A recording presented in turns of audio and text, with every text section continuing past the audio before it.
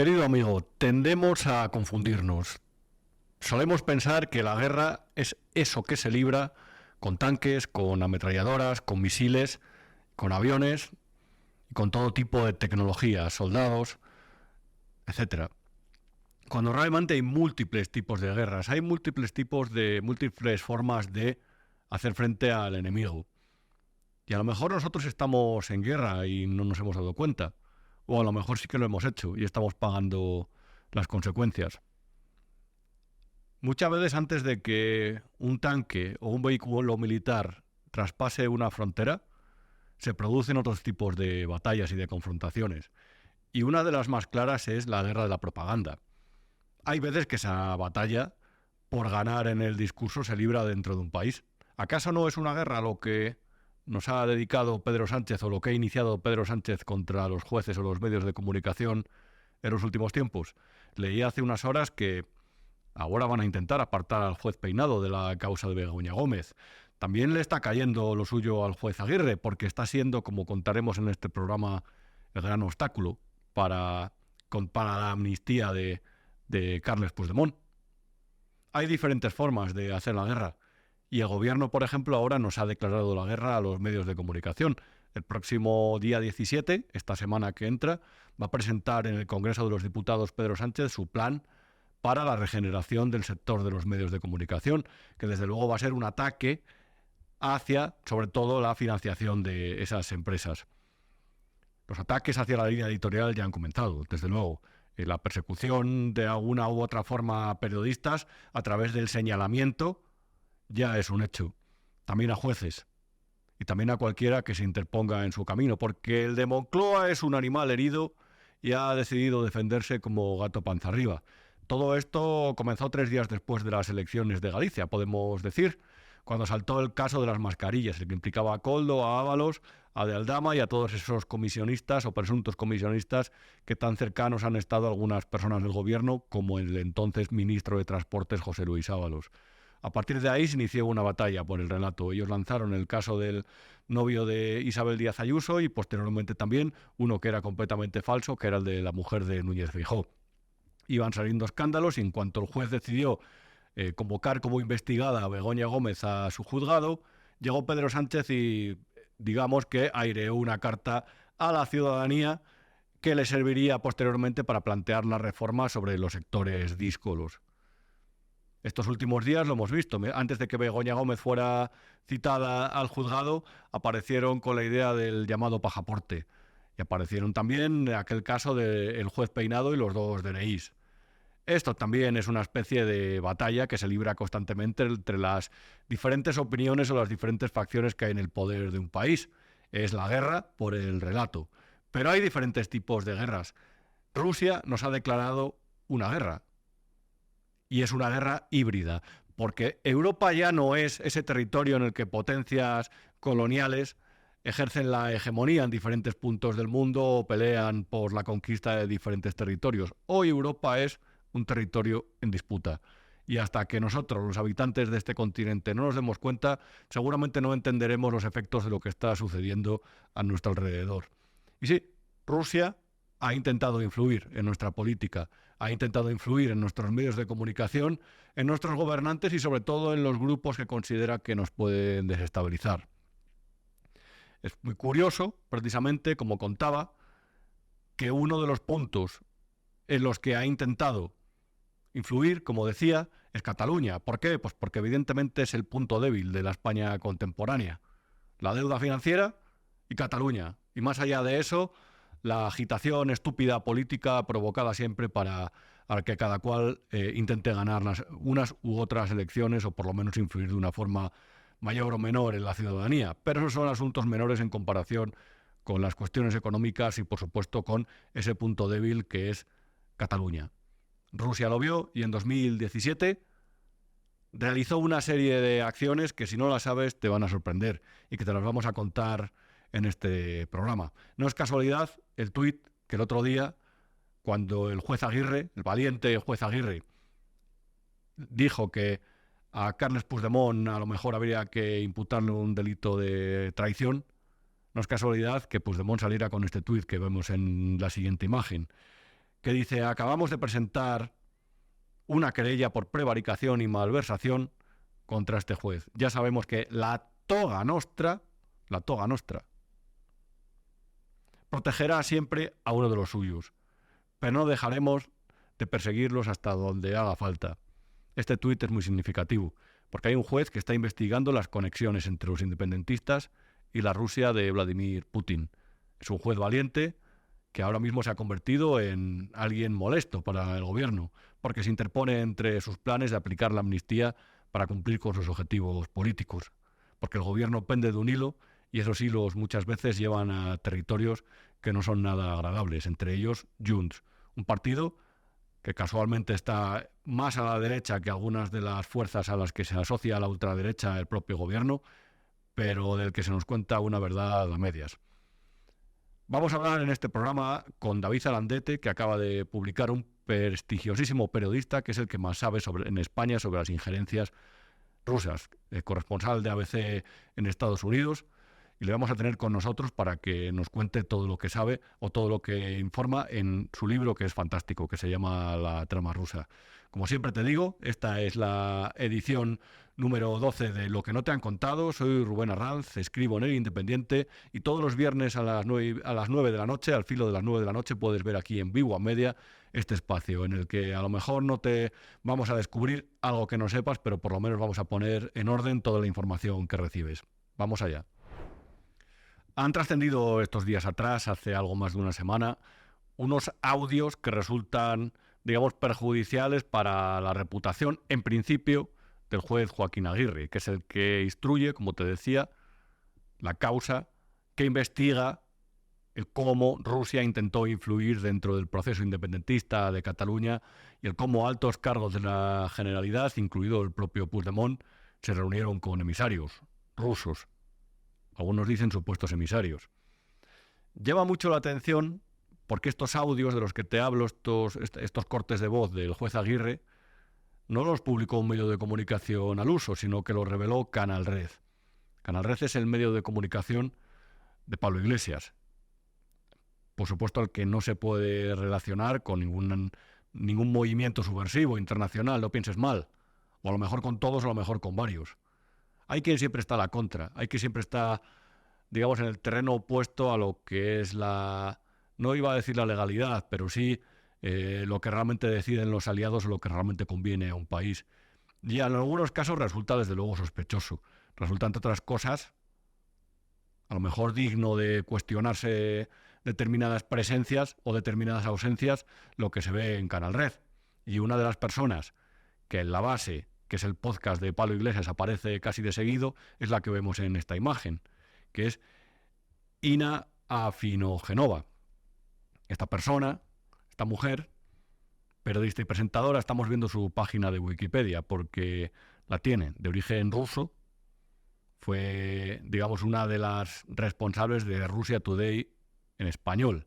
Russia Today está prohibida la emisión en la Unión Europea desde el año 2022, desde que empezó la guerra de Ucrania, porque se consideraba que era un vector de propaganda rusa constante, al igual que la agencia Sputnik, y por supuesto de difusión de todo tipo de teorías alocadas y conspiranoicas, con el objetivo de desestabilizar la eurozona, con el objetivo sobre todo también, en este caso, en el de Russia Today en español, de llegar también al público de América Latina y al público español.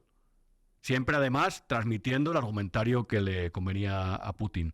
Y reitero, ¿por qué? Pues por lo de siempre. Porque hay que acostumbrarse a pensar que la Unión Europea es un territorio en disputa, que ya no tiene la hegemonía ni mucho menos sobre el mundo, ni el propio Occidente la tiene en este contexto de Guerra Fría, de guerra entre potencias, en el que hay dos potencias claras, que son China y Estados Unidos, y diferentes aliados con más o menos fuerza, desde India hasta Rusia hasta la propia Unión Europea.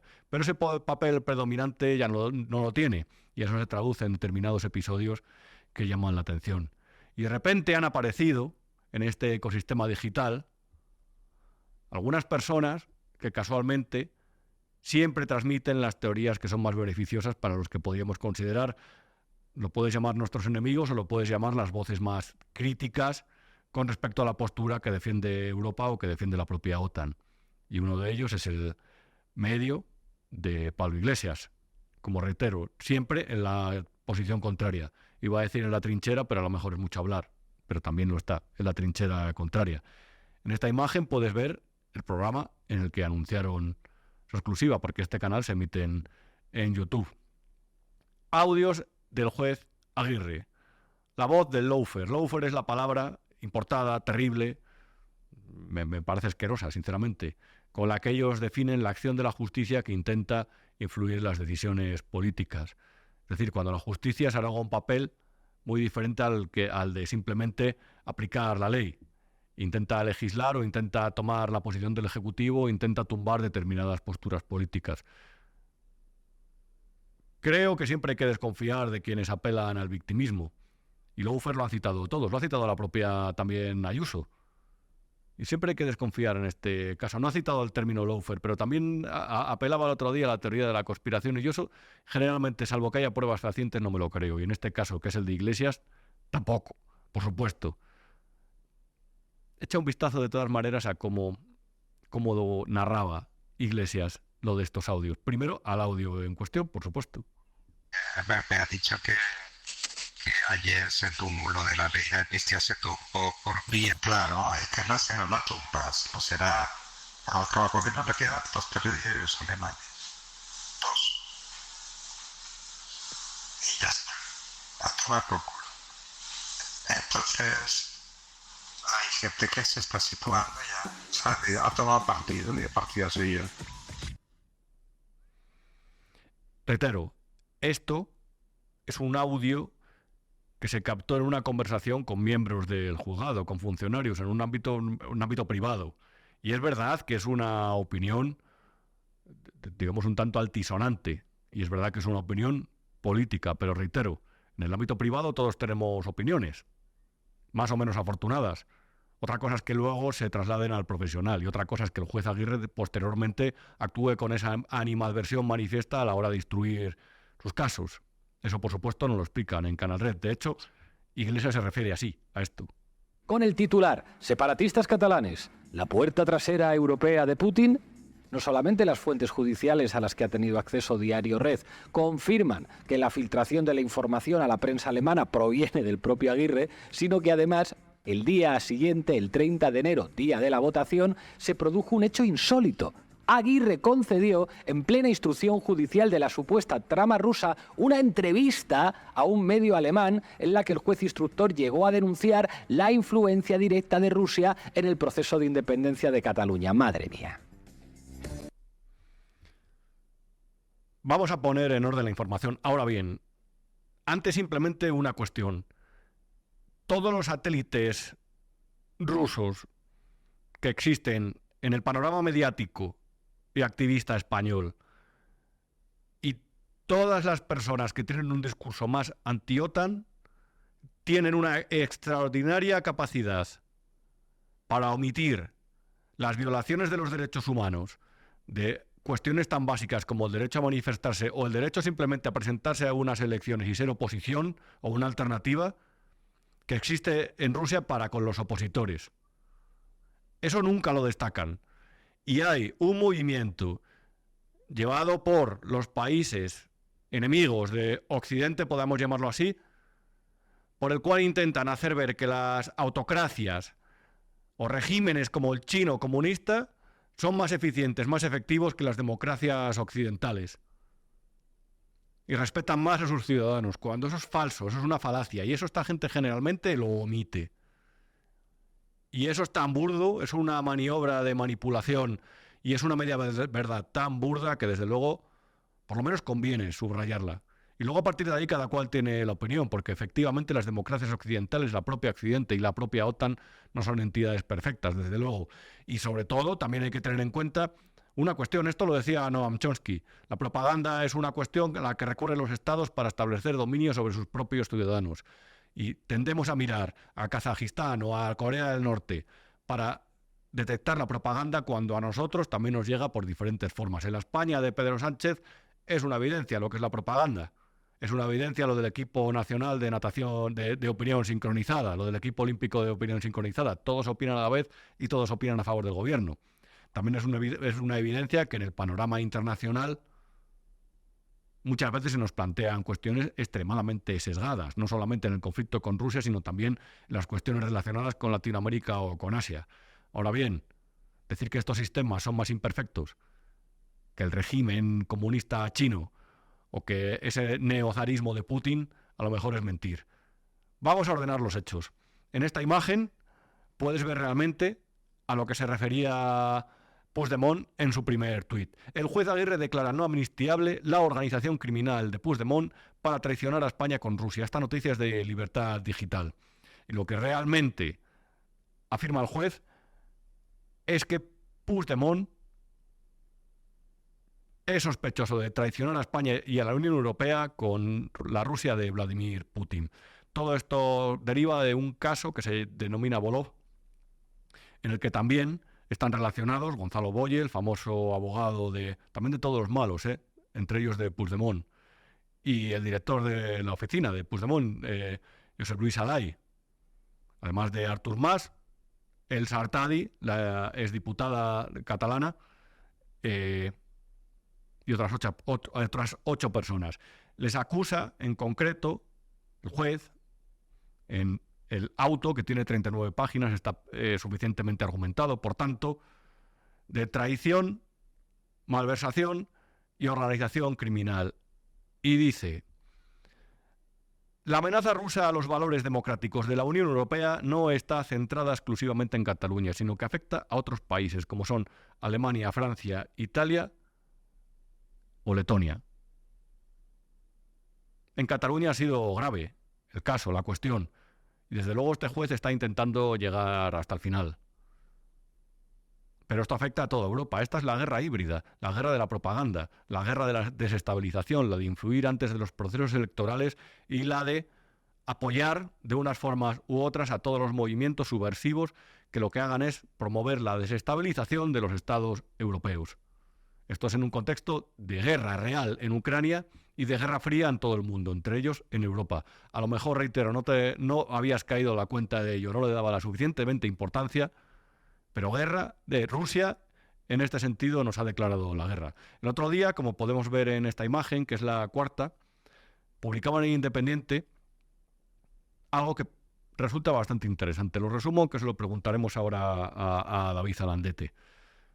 Básicamente lo que cuenta esta información, este artículo de opinión que publiqué en el diario del Independiente, como decía, es que el día 26 de octubre del año 2017 unos emisarios rusos llegaron al Palacio de la Generalidad de Cataluña y se reunieron, entre otros, con Puigdemont. No solamente les ofrecieron la historia que habrás escuchado, los 10.000 soldados. Algunos dicen que estos no son emisarios rusos, que actuaban por libre, y otros realmente les relacionan directamente con el Kremlin, con Putin. Además de 10.000 soldados, les ofrecieron incluso una ayuda de hasta 500.000 millones de dólares para declarar independencia, para sacar a Cataluña de la Unión Europea y de crear ahí una especie de paraíso de las criptomonedas, entre otras del Bitcoin, porque querían establecer centros de minado dentro de las 4 provincias de Cataluña, de ese país independiente que querían realizar, para así, digamos, desarrollar determinadas actividades relacionadas con las criptomonedas que le convenían a Rusia, a ese eje.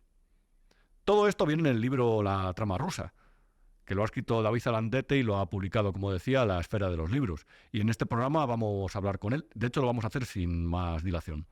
En Big One Media tenemos un club de socios por el cual, con tus pequeñas aportaciones económicas, con tu fidelidad, podemos seguir haciendo nuestro trabajo de informarte y de analizar la realidad en este momento tan complejo de la historia de España de una forma libre e independiente. Aquí no se ingresa publicidad institucional y aquí no nos debemos a ningún gobierno, a ninguna orden que nos quieran dar o consigna que nos quieren transmitir. Pero a cambio de eso, muchas veces necesitamos del apoyo de los que nos veis cada día, de los que contactáis cada día con nuestros contenidos y consideráis que os informamos bien sobre lo que ocurre en España y que hacemos con todo esto un país mejor. A través de las diferentes opciones para hacerte socio de Big One Media, por ejemplo, puedes tener acceso a esta nueva taza de lo que no te han contado de este programa, con la que estoy encantado, que acabo de recibir, que como puedes ver está fantásticamente diseñada. así como a material del resto de los programas. Así que por eso, querido amigo, te pido que te suscribas, la medida de tus posibilidades, y que apoyes Vigo a Media, este proyecto periodístico apasionante para nosotros y esperemos que útil para ti. David Alandete es corresponsal de ABC en Washington y ha seguido durante los últimos años lo que comentábamos con respecto a las injerencias rusas, ya no solamente en Cataluña, sino en Europa. Este es su libro, acaba de salir hace 2 o 3 semanas, La trama rusa, editado por La Esfera de los Libros, y que además lo he leído y me ha encantado. Es un trabajo muy bien documentado y que sobre todo para las personas que éramos ignorantes en el tema, pues yo creo que contiene información pura y dura y además yo creo que puede llevar a conclusiones muy acertadas. David, ¿cómo estás? Encantado de tenerte por aquí. ¿Qué tal, Rubén? Un gusto poder hablar contigo.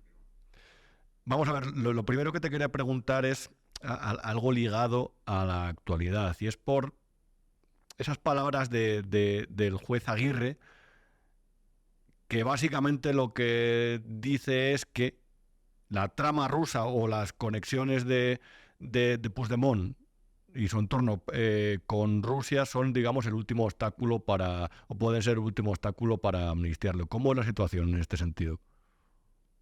¿Te refieres, Rubén, a las palabras del juez Aguirre que fueron publicadas y que creo que son parte de una conversación que tuvo él, que alguien le grabó y que luego se filtraron, ¿no?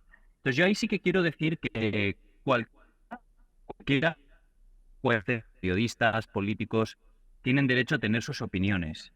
Y yo estoy seguro de que las opiniones vertidas de cualquier persona, cualquiera, desde lo privado a lo público, no aguantarían. Tendría que dimitir media España de todos sus cargos o más si se tuviera que ver lo que cada persona opina en su vida privada sobre lo que es su trabajo. Yo de eso prefiero no opinar, pero te diré que mi opinión es que lo que se le atribuye al juez Aguirre es cierto. Es decir, después de que la Audiencia Nacional haya tenido que deshacerse básicamente de el caso de Tsunami y de la imputación de Puigdemont por terrorismo, a Puigdemont le queda un escollo que salvar para quedar completamente impune de los gravísimos delitos que se le han atribuido. Y ese escollo es un delito, bueno, 3 delitos de alta traición, de integración de banda criminal y de malversación que le atribuye el juez Aguirre, como está imputado en este momento. El Tribunal Supremo tiene esta cuestión en sus manos. Que era la relativa a la visita del 26 de octubre de 2017 a Barcelona de un presunto emisario, que en realidad era un ex diplomático comprobado del Kremlin, a Barcelona para reunirse, entre otros, con Puigdemont el día antes de que él escenificara esa falsa declaración unilateral de independencia. De entre todo lo que hay de pruebas en la causa judicial y en los informes policiales, la visita de Nikolai Sadovnikov, que es el diplomático ruso que estuvo destinado en Italia y que era un diplomático y del que la inteligencia italiana tiene informes diciendo que trabaja para la inteligencia de su país todavía. La inteligencia europea ha seguido a este señor, como la inteligencia española, he de decir, que le siguió ese día, aunque al final en la causa judicial no figura ningún informe de la inteligencia. Figura informes policiales de los investigados, entre ellos Puigdemont, admitiendo que consideraban a este señor, según su propia admisión, Rubén, un emisario de Putin. Entonces, Carles Puigdemont, el día 26 de octubre, cuando él sabe que está a punto de acatar la independencia que declara el Parlamento, recibe en casa de Canonges, en la residencia oficial del presidente de la Generalitat, a un tipo que él cree que es un emisario de Putin, que en esa reunión le ofrece 10.000 soldados y el pago de la deuda catalana. Eso es una borrada, no se lo cree nadie. Pero el hecho de que dé pie a ello y de que Puigdemont le escuche y que no acabe la reunión en ese momento y lo que diga sea seguir hablando, según admite uno de los presentes, te da un poco la dimensión de qué es lo que se estaba tramando entre las más altas esferas del poder catalán antes de que se aplicara el 155. ¿Hubo, David, viajes u otro tipo de contactos a Rusia, a Moscú en concreto, de personas de la Generalitat vinculadas al poder? Hay varios viajes. Y aquí esta es una pregunta excelente, Rubén, porque hay una serie de de hechos que confirman lo que el juez en su auto, que esto apunto a ello en el libro, pero luego en el auto el juez lo pone con palabras, que es que hay una trama. Por eso se llama el libro La trama rusa. Es decir, hay un tipo que se llama Víctor Terradellas, que es el representante de Internacional de Convergencia. Víctor Terradellas, contratado por Artur Mas para ese cargo, va a Moscú antes del 1 de octubre de 2017. Después del 1 de octubre de 2017 trae a un ruso a la casa de Canonges a verse con Puigdemont. Puigdemont se fuga y él sigue planeando viajes a Rusia. Planea un viaje a Rusia en mayo de 2018. Tiene tan mala suerte que es detenido el día antes por malversación. Entonces se aborta ese viaje, pero planifica otro. En el registro de mayo de 2018, la Guardia Civil se incauta de una libreta en la que él ha apuntado las palabras Putin, Estado protector y pago de deuda. Esa libreta es lo que hace que comience la investigación de la trama rusa. Este tío queda inhabilitado y de ahí Puigdemont contrata a un jefe de gabinete, Josep Lluís Ayay, y se dota de un abogado, Gonzalo Boye, que fue condenado en el 96 por participar con ETA en el secuestro de Emiliano Revilla y que ahora representa a Puigdemont. Y estos hacen al menos 3 o 4 viajes, puede ser que hasta 5, a Moscú. Y todos esos viajes se hacen con reuniones con gente de primerísima fila en lo que es la política y yo considero que la guerra híbrida del Kremlin. Hay cosas que son extrañísimas, Rubén. 2 de ellos son los que inspiran la teleserie The Americans. Elena Babilova y su marido, que estaban aquí en Washington, haciéndose pasar por americanos cuando eran espías. Pues con esos se ven. Ellos dicen que no se ven con espías. Pues oye, son los que han inspirado la teleserie más famosa de espías de la historia americana. Se ven con Evgeny Primakov Jr., que es un tipo que tiene muchísimo poder y que ahora tiene un cargo de representante de los rusos en el extranjero. Y con un periodista muy, muy, muy influyente en el Kremlin, que es un analista que se llama Edvard Chernokov, que además es muy cercano a Alternativa por Alemania, el partido extremista de Alemania. Y que además el líder de Alternativa por Alemania va a ver a Puigdemont a prisión cuando es detenido en Alemania. Ahí también hay un enlace entre la extrema derecha alemana y el independentismo catalán Claro, importante. Porque una de las cuestiones que además me ha encantado del libro, la verdad, es que a lo mejor al ciudadano normal le resulta difícil de entender, porque en el caso de esa guerra híbrida de Rusia no es una cuestión de ideología, es una cuestión de apoyo y financiación a todo tipo de movimientos subversivos o extremistas que desordenen, digamos, las democracias occidentales. Lo que hay es la voluntad de Rusia de enredar, de molestar, de abrir crisis. En Rusia, el independentismo está penado con 5 años de cárcel. Hay gente en Rusia que está en prisión 5 años por decir que una de las repúblicas, no sé, el Dagestán o lo que sea, debería ser independiente. Es más, a Rusia no le importa la extrema derecha o la extrema izquierda. Lo único que quiere es apoyar a grupos que provoquen crisis dentro de países miembros. España, y si ves la cronología al final del libro, yo empiezo con Litvinenko. Litvinenko, el espía que muere asesinado en Londres, envenenado, antes de morir, había agendado una reunión con el fiscal Grinda, fiscal anticorrupción en España, para hablarle de crimen organizado ruso en Cataluña. Es decir, hay una gran raigambre del crimen organizado ruso en Cataluña, y el crimen organizado en Rusia es parte del Estado, como dice el fiscal Grinda en uno de los cables de Wikileaks. Y entonces, cuando tú tienes tantos intereses delictivos y de poder en un sitio, te interesa enredar. Y además España es un aliado crucial, aunque no lo parezca por el gasto militar de este gobierno, pero es un aliado crucial en la OTAN por el flanco sur y por las 2 bases de uso compartido con Estados Unidos. Hay algo que has nombrado un cable de Wikileaks y hay algo que me llama la atención y además lo describes también muy bien, es la visita de personas que trabajaban, como en el caso de Oriol Soler, en la causa de la independencia de Cataluña, más bien en un plano internacional, por cierto, receptoras de cantidades enormes de dinero para ello, y cómo consiguen llevar a Julian Assange a su terreno, hasta el punto de que se volvió un activista pro independencia, Assange. Uh-huh.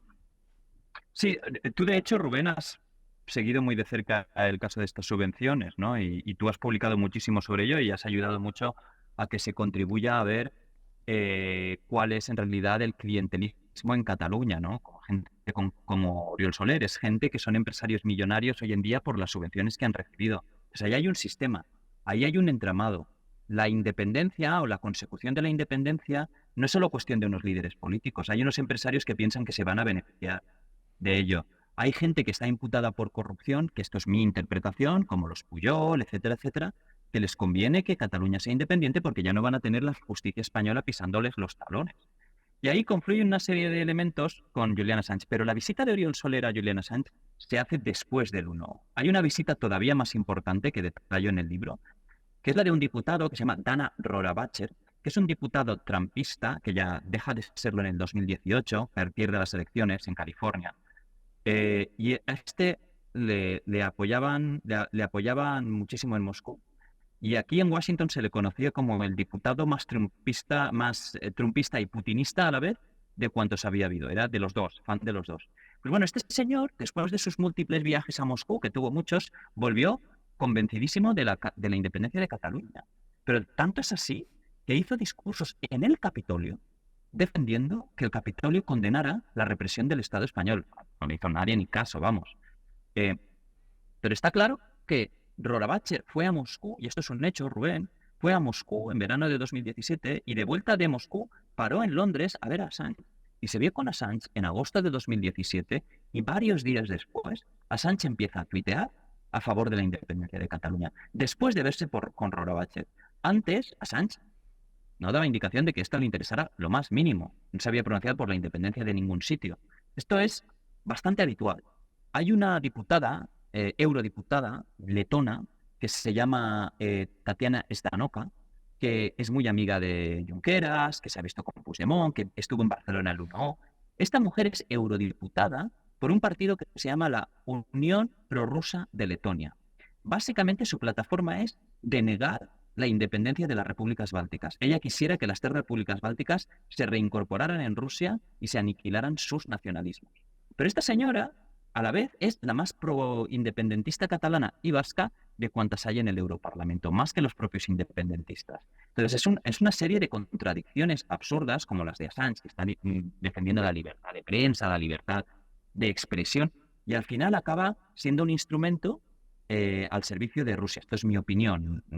Pero también es cierto que él se ha declarado culpable de un cargo de espionaje aquí en Estados Unidos y eso, o sea, yo como periodista, y estoy seguro de que tú también como periodista, por mucho que me amenazaran, acosaran, yo no soy espía de nada, por lo tanto no me voy a declarar culpable de espionaje de nada, porque sé que en cualquier proceso judicial, donde sea, democráticamente, como Estados Unidos o Europa, nadie va a poder probar eso. ¿Qué le temía el señor Assange? Yo creo que le tenía muchas cosas miedo y por eso acaba declarándose culpable, ¿no? Claro, como periodistas también muchas veces quizás estamos para ponernos del lado del ciudadano y de lo que recibe.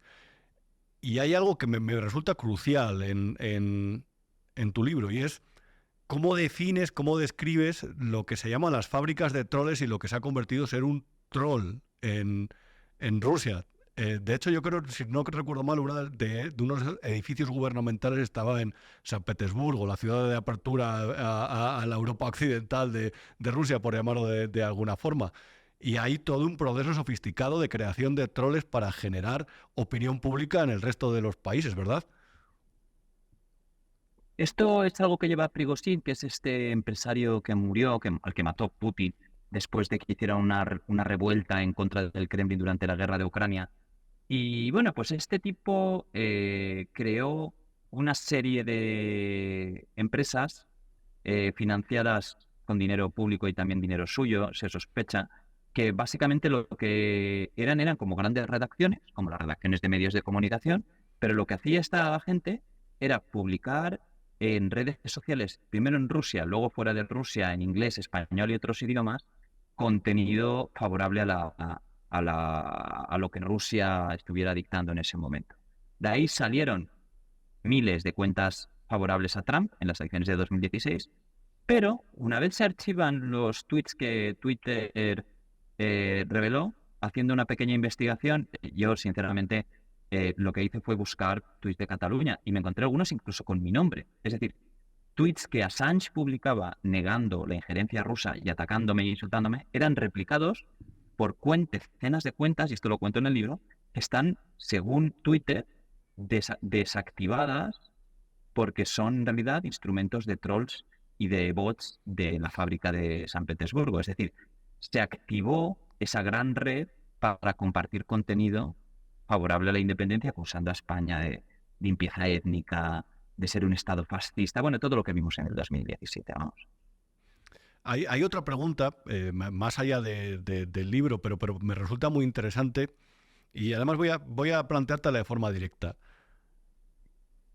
¿Rusia influye o directamente paga, por llamarlo así, a activistas o incluso a periodistas dentro y fuera de España, en español, digamos, para generar, incluso a influencers, para generar estados de opinión favorables a esos intereses? Rusia tiene muchas formas de pagar. Y yo creo que sí, la respuesta es sí. El hecho de que tú veas cuánta gente de RT trabajando como colaboradores de RT en España, en América Latina o como corresponsales son portavoces oficiosos del régimen ruso es la demostración de que Rusia paga. Ina Afinogenova, número 2 de Pablo Iglesias en el canal que tiene en este momento, durante muchísimos años fue subdirectora del canal RT. Publicaba unos vídeos en los que no dejaba títere con cabeza en América Latina, en España, completamente injuriosos. Luego Marc Marginedas en el periódico descubrió que había denuncias internas de que esta mujer tomaba directrices directamente del gobierno, del régimen, ¿no? Entonces sí. Y luego hay institutos, think tanks, en los que se paga pues por, digamos, conferencias, etcétera, etcétera. Hay una famosa escena antes de las elecciones de Estados Unidos de 2016 en las que se invita a una serie de gente con todo pagado e incluso gente como el general Michael Flynn, que cobraron, según se publicó, por acudir a una cena de RT y les pagaban decenas de miles de dólares o de euros por acudir a Moscú. Pero sí, totalmente. Rusia paga bastante. ¿Y cuáles son, lo citas también en el libro, pero cuáles son los temas, digamos, sobre los que incide Rusia, sobre los más frecuentes con los que intenta influir en el debate político occidental? Bueno, yo creo que el principal es el declive del Estado occidental democrático. Y ese declive se manifiesta o sea, es un ataque de diversas caras y de diversos frentes. Uno de ellos es fomentando el independentismo. Tú ves a partir del capítulo 2 hablo de los congresos independentistas de Moscú. Rusia lo fomenta el independentismo en California, en Texas, en Puerto Rico, en Polonia, en Córcega, en Hawái, etcétera, etcétera. Y hay una serie de congresos independentistas montados por un tipo que tienen lugar en 2014, 2015, 2016. Yo escribo sobre ello en 2017. Xavier Colás en El Mundo también, entrevista al organizador que se llama Ionov. Bueno, pues en 2022 el tal Ionov es imputado por el FBI y por la Fiscalía aquí en Estados Unidos por ser un agente del KGB. Incluso se publican sus correos con dos de las personas del KGB del FSB que se llama ahora, con las que se coordina. Por lo tanto, el independentismo es claramente uno de los puntos que a ellos les interesa, sobre todo porque Rusia quiere aprovechar eso en Crimea, quería una Crimea independiente, ahora ya se la ha anexionado. Y luego está el tema del fracaso de las instituciones, el auge del populismo a derecha e izquierda y el final de la democracia representativa, ¿no? Que representan gente como Víctor Orbán en Hungría y otros, ¿no?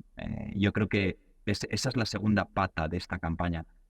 No es casual que Rusia acabara apoyando a un candidato como Donald Trump en 2016, ¿no? Y que, según el fiscal Mueller, tuviera una campaña para ayudarle. Dos últimas preguntas rápidas, además, te las voy a hacer, David.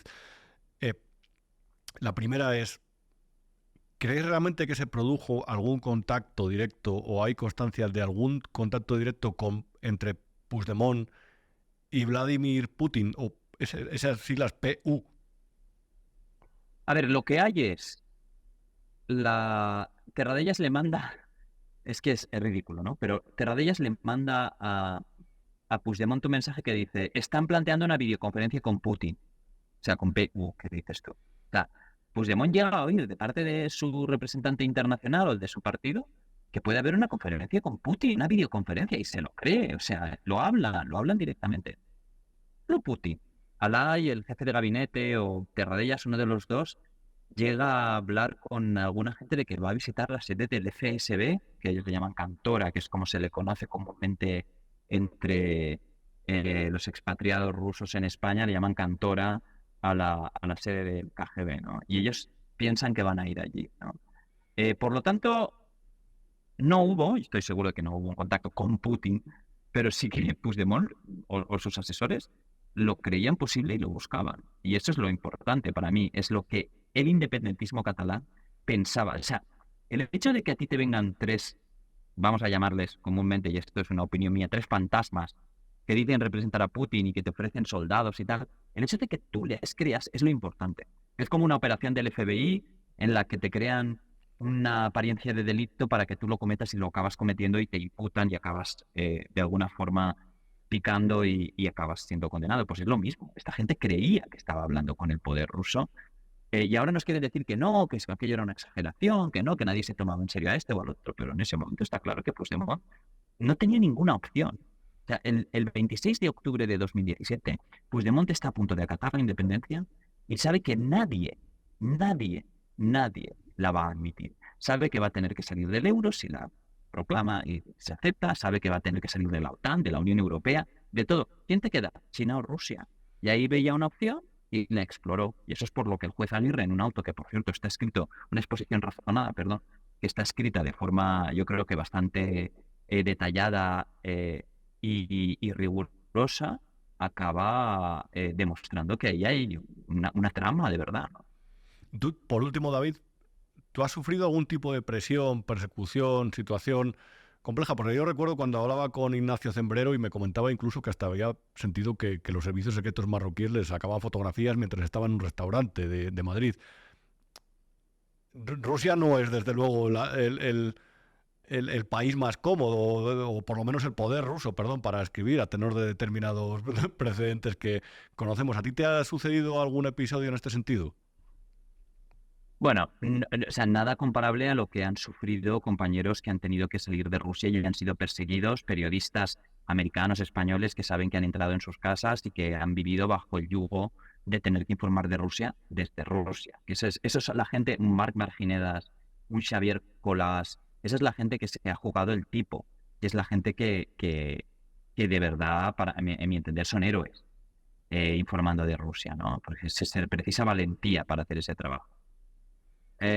Humildemente, aparte de las campañitas de desprestigio, de Ina Finogenova, la número 2 de Pablo Iglesias, todo esto, lo incómodo son los hackeos, ¿no? Los típicos correos, mensajes. David, vas a disculpar, pero vamos a tener que cortar la comunicación. Ya era la última pregunta porque tenemos problemas con la conexión. Entiendo que desde allí, desde Washington, hay algún ¿Ahora? tipo de colapso de las comunicaciones. Así que en cualquier caso, vaya. David Alandete, autor del libro La trama rusa, La esfera de los libros. Interesante, muy interesante. Y hasta aquí ha llegado la conversación. Yo creo que ha quedado bastante claro cuáles eran los nexos o las conversaciones o la esperanza o como se quiera llamar de los independentistas y del gobierno autonómico de Cataluña, de la Generalitat, con emisarios o supuestos emisarios rusos, con la esperanza de conseguir un apoyo internacional de una potencia en conflicto, como decía, con Occidente, en caso de declarar la independencia. Muy interesante, desde luego, lo de David Alandete. Creo que ha quedado claro cómo, lo decía David, no recuerdo exactamente la palabra, pero cómo Rusia financia este tipo de movimientos que molestan, que desestabilizan, que hacen a Occidente cuestionarse incluso sus propios valores, cuando realmente yo creo que, pese a imperfectos, son completamente defendibles. Todo esto lo financia Putin.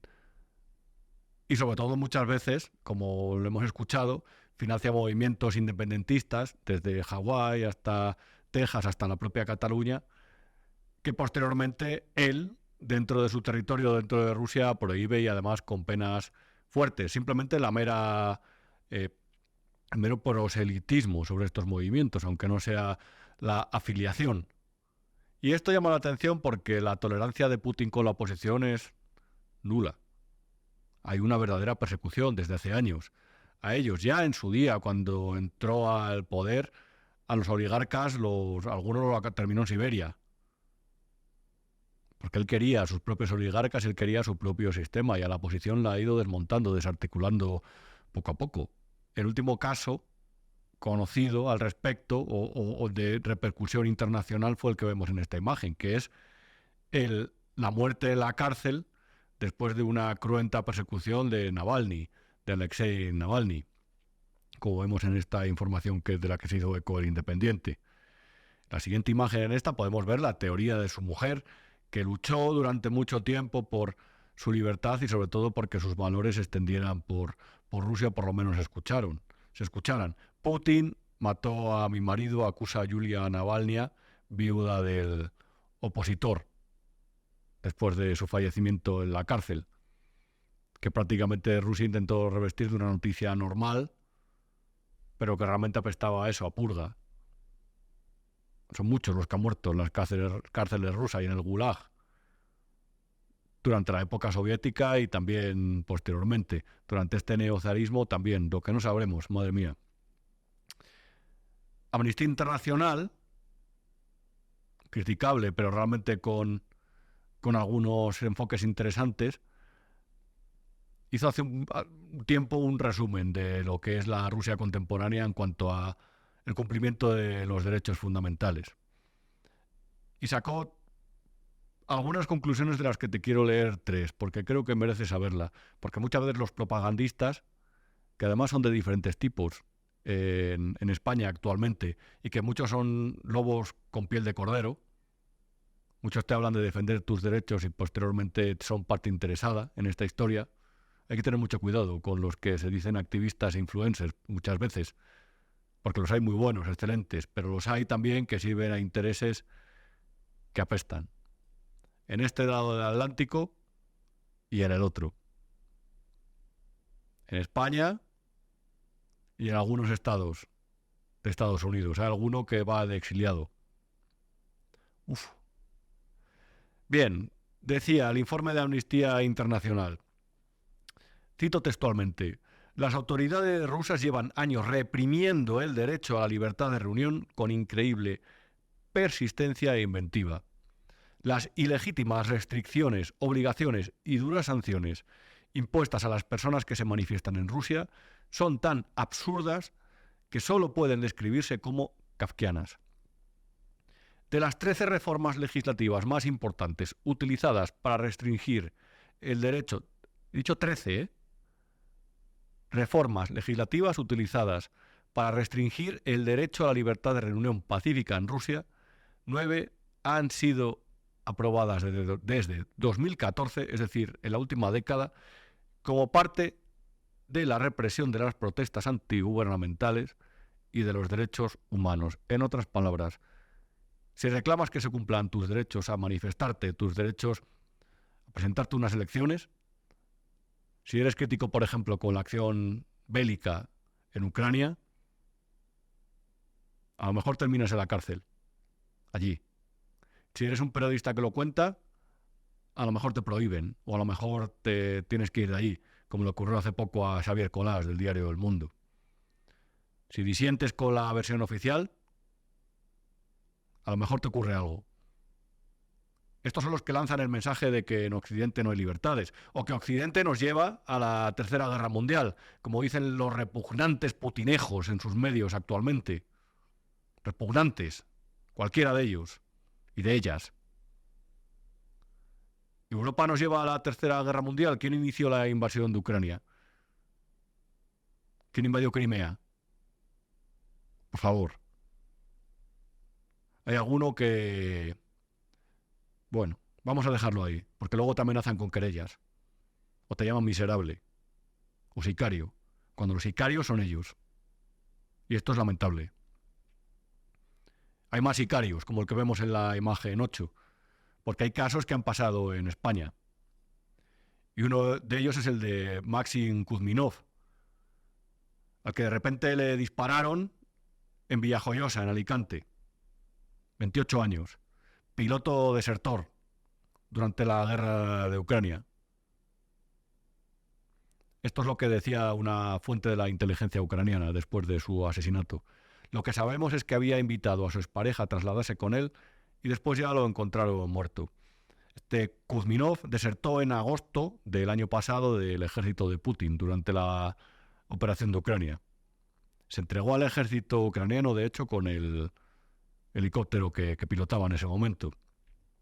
Terminó en España, y aquí, en España, sí, en España, aquí, la España de Sánchez, la España nuestra, lo acribillaron a tiros en su garaje. Este es el respeto por la disidencia que demuestra Putin. Me gustaría ver a otros militares tan dados a aparecer en los medios de comunicación y los podcasts y los programas de prime time comentar estos hechos. Eso no lo comentan, como tampoco la muerte de Navalny.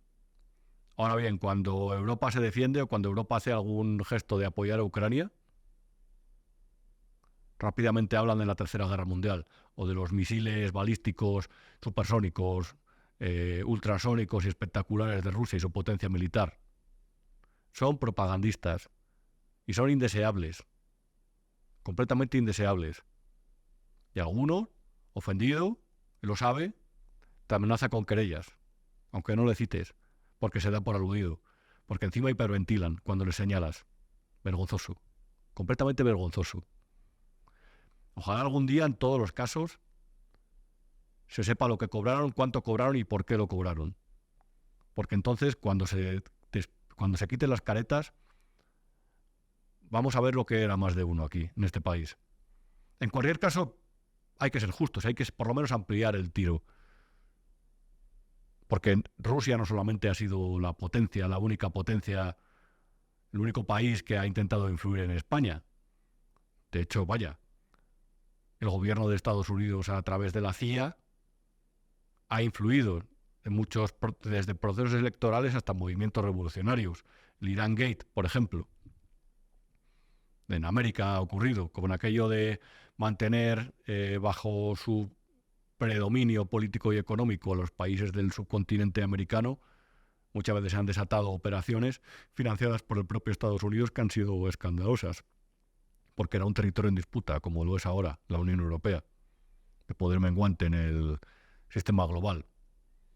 Pero bueno, hay una cuestión aquí más a nivel local que no está mal saber, porque ayuda a ver por dónde van los tiros de estos que financian y sobre todo de los que vinieron aquí a salvarnos o a salvar la democracia, como ellos decían, a mejorarla durante un periodo tan complejo y de tanto sufrimiento como la crisis económica, aprovechando el desgaste de los dos grandes partidos, como eran el Partido Popular y el Partido Socialista. En esta imagen se ve Hispan Televisión, que a lo mejor no sabes que es el medio de propaganda oficial del régimen iraní, de esa teocracia donde, por ejemplo, apalizan hasta la muerte prácticamente a una mujer en una comisaría, en uno de esos ministerios de la moral islámica, por llevar mal puesto el velo islámico. De esas mujeres, de las iraníes, no hablan en Podemos, por cierto, no habla Irene Montero de ellas, no hablaba cuando era ministra. Por algo será. En cualquier caso, sí que hay un nexo demostrado entre Pablo Iglesias e Irán. Él emitía en este canal, y este canal, como vemos en esta imagen, ha sido fuertemente criticado. Esta es un extracto de su página de Wikipedia, de la de Hispan Televisión.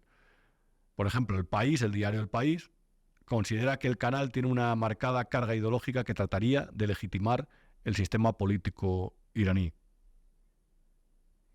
También han sido críticos otros medios de comunicación que les reprochan que los informativos no emiten, por ejemplo, información sobre las ejecuciones de homosexuales en Irán.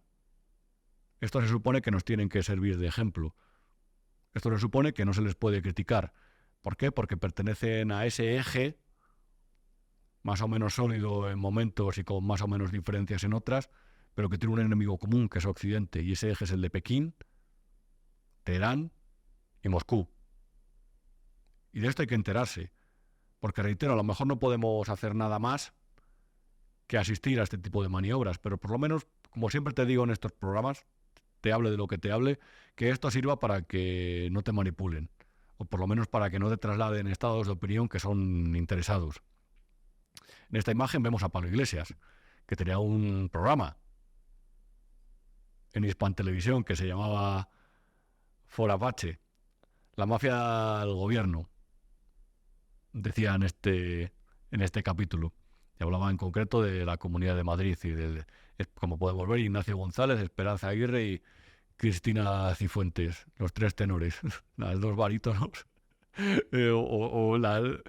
bueno, en fin, no sé cómo definirlo. Pero él tenía un programa aquí. ¿Y qué hacía Pablo Iglesias con un programa en la televisión iraní? Porque a los iraníes les interesaba, mejor dicho, que Pablo Iglesias emitiera en esa televisión durante los años de crecimiento de Podemos, donde por cierto estaban todas las tertulias de televisión. Pero los iraníes le garantizaban ese puesto en ese programa que se llamaba Forapache. A lo mejor a ti te parece curioso, a mí desde luego también. Y volvemos otra vez a la idea de que quien quiere desestabilizar siempre se apoya a los mismos, que son los que tienen un discurso más subversivo. Esto ha ocurrido toda la vida. De hecho, la figura del tonto útil realmente lo que hace referencia es a aquellos a los que se utilizaba en Occidente e incluso dentro de la propia Unión Soviética para legitimar regímenes como por ejemplo el de Stalin, el que asfaltó de cadáveres el canal al Báltico, del Báltico al Mar Blanco, el que creó gulags en los que murieron millones de personas, el que se cargó a una tercera parte de su partido para asentarse en el poder en los años posteriores a la muerte de Lenin, el que persiguió a Trotsky hasta su asesinato en México a pioletazo por Ramón Mercader, el que aquí también persiguió durante la Guerra Civil Española a los trotskistas, por ejemplo a Andreu Unín lo desollaron, lo despellejaron.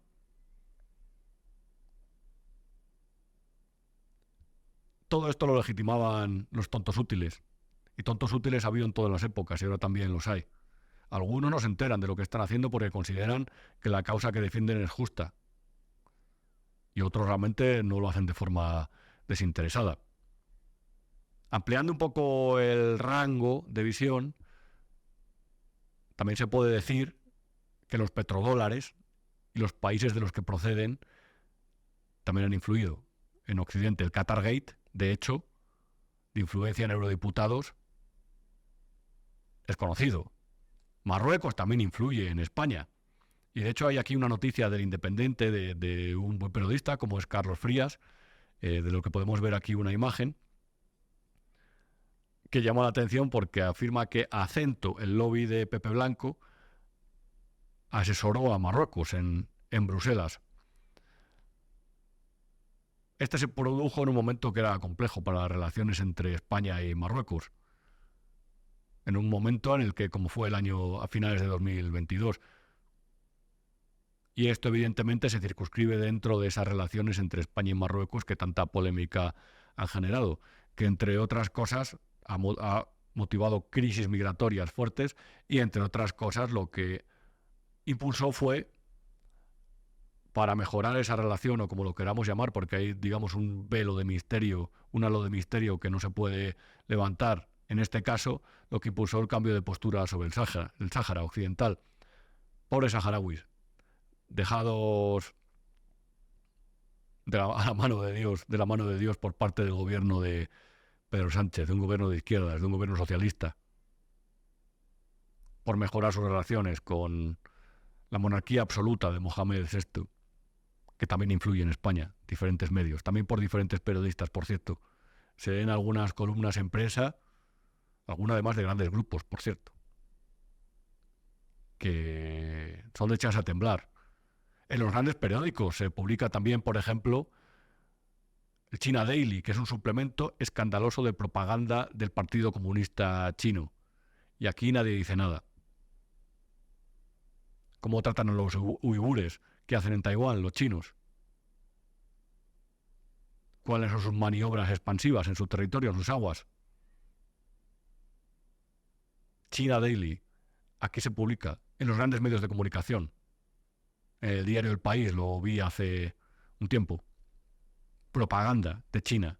Vender una imagen idílica de una autocracia en una democracia occidental a la que estos países intentan minar, consideran prácticamente como algo del pasado, como un sistema del pasado. Reitero, con nuestros fallos, pero aquí hay garantías. Hay quien está ahí, como en el caso del gobierno de España y como en el caso del presidente, está lanzando un ataque sin precedentes a sus enemigos.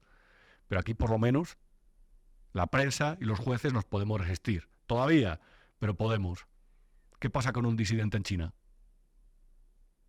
Si es que se ha llegado hasta secuestrar a deportistas, a encarcelar a escritores y a disidentes por sus opiniones con respecto a ese partido tétrico, terrible, que es el de Mao, responsable de decenas de millones de muertes.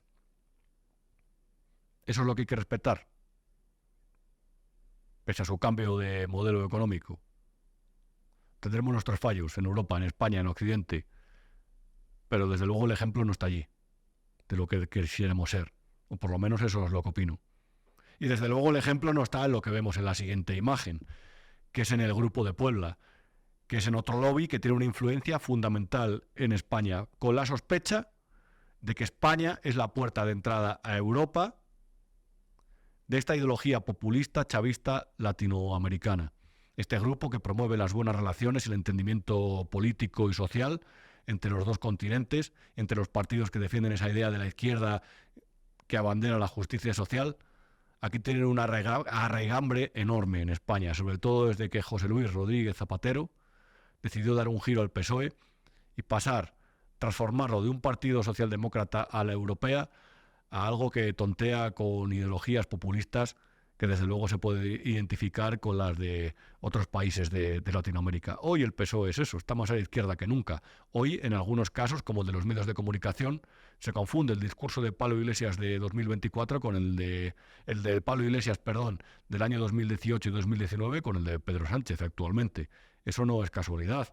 La ley de resorte de Venezuela, la del año 2007, la que llevó a prohibir televisiones críticas con el poder, a perseguir a periodistas, a encarcelarlos, a llevarlos al exilio, se presentaba con una exposición de motivos que decía que era una ley para defender la democracia, la democratización del sistema mediático y la pluralidad, el pluralismo. ¿Qué crees que nos va a presentar Pedro Sánchez el día 17? ¿Algo que diga que va a censurar a los medios? No, no. Hay que tener visión para eso. Y esas medidas, ese ataque a los medios, es algo que todo autócrata realiza de vez en cuando. Es como cruzar el Rubicón. Cuando se ataca a los medios, a la Constitución y al Poder Judicial, la vuelta atrás es compleja. Cuando se cruza esa línea, esa frontera, la democracia se transforma en otra cosa. Llámese peronismo, que es la dictadura fuerte de las instituciones a partir de un sistema que se dice democrático.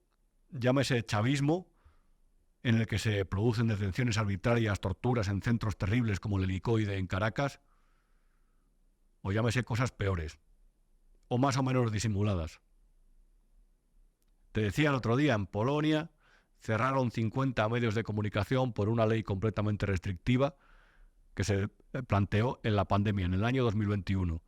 Se dijo que había un impuesto que se iba a crear para financiar los gastos derivados del COVID.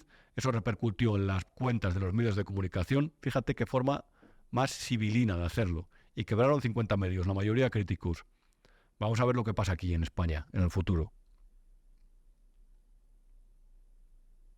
Te hablaba del Grupo de Puebla. Estos son los que ahora mismo tienen una influencia fundamental, ya no solamente en Podemos. Juan Carlos Monedero, vaya, el que tenía el despacho, el Palacio de Miraflores. Todos estos que defendían, como decía Íñigo Errejón, es que en Venezuela hacen 2 comidas o 3 comidas al día. No hay nada de lo que quejarse. Esta gente los ha defendido. En el Grupo de Puebla hay políticos españoles. En esta imagen ves la primera, a ver si te suena. Adriana Lastra. Siguiente imagen, otra más que segura que te suena también. Irene Montero. Y como te digo, la madre del cordero, la punta de lanza, en la siguiente. José Luis Rodríguez Zapatero, el de las visitas a China, el mediador en Venezuela, el que parece que siempre está del lado de los enemigos. Ahí está también en el Grupo de Puebla. que tiene una influencia fundamental también en España. Estos van a perseguir a los críticos. Estos realmente muchas veces, estos grupos me refiero, lo que persiguen es una influencia en el poder que resulta fundamental en la toma de decisiones. Y al final todo esto lo que hace es debilitar los países que tienen regímenes que, digamos, no son coincidentes con lo que persiguen estos países y estos grupos. Por eso el régimen ruso intenta degradar las instituciones españolas. Y por eso este grupo último lo que realmente es que promueve valores que son realmente de difícil nexo o unión con las democracias occidentales, liberales. Y estos son los que dan lecciones de democracia. Y estos son los que persiguen periodistas. Estos son los que te señalan, como por ejemplo el ministro Puente, a servidor, o una de sus esbirras, diputada vaga, perezosa. Estos son los que en su día, cuando llegue el caso, si llega, que espero que no, dirán que ellos no han tenido nada que ver en la degradación de la democracia española y que siempre ha sido por los otros, o porque los jueces han conspirado contra ellos, o porque los periodistas no han dicho la verdad y han fabricado bulos, cuando ellos son los principales responsables de ese tipo de comportamientos. Esto es como la analogía de la rana que está en una olla, la introducen cuando el agua está fría y le ponen un fuego debajo. Imagínate, debajo el fuego de una vitrocerámica. El agua se va calentando, la rana no se da cuenta, hasta que llega a un punto que hierve, se quema porque no puede huir y muere. Ese es el proceso exacto, la mejor analogía para describir lo que sucede en las democracias cuando ese deje autoritario se calienta, hasta que todo hierve y se convierte en una cosa que está muy alejada de una democracia. El razonamiento platónico, lo que habla es de una tiranía, es decir, de una autocracia, del gobierno del tirano. Esto lo tenemos que defender. ¿Qué ocurre en España con la sociedad civil, que está anestesiada? ¿Y qué ocurre con la gente? Pues que me temo que no se ha dado especialmente cuenta de lo que hay. Y yo me temo muchas veces que se pone en las peores manos.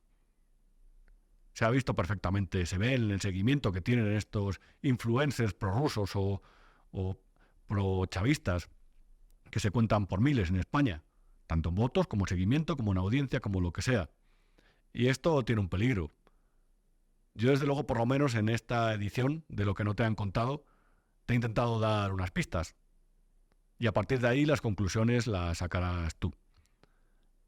Como siempre te digo, soy Rubén Arranz, escribo cada día en el diario digital El Independiente de Casimiro García Vadillo y una vez a la semana, aquí, en Vivo a Media, como ya sabes, presento Lo que no te han contado, en el que pongo en orden todo lo que recibes, por lo menos para tener las cosas claras, o por lo menos para evitar que te engañen o no se engañen o me engañen con tanta facilidad.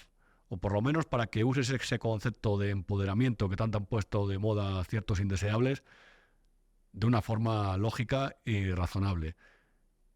Que es, cuanta mejor información tengas y cuanto más información buena tengas, mejores decisiones tomarás en tu día a día. La semana que viene, a la misma hora, te veo por aquí. Buenas noches.